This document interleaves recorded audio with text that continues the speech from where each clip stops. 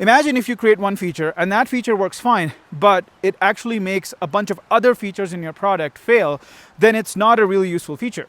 So as an example, I remember that recently at Statcon Powtech, we made some changes in our system so as to have improved communication with the lithium battery.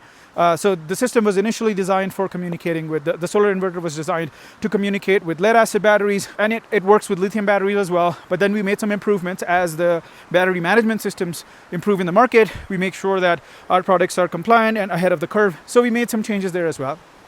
But then once we made those changes, we weren't just making sure that it works with lithium batteries. We wanted to make sure that, okay, if I go ahead and test this with lead acid batteries, if I go ahead and test a variety of input features, not just the ones that my customer is looking for right now, all of those have to work properly.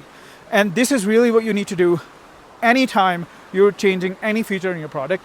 I know it's cumbersome, but you have to make sure that all of the features work as expected, because, it's not useful if you say, well, I fixed the tire, but then in return, I broke your suspension. Nobody cares about a car like that.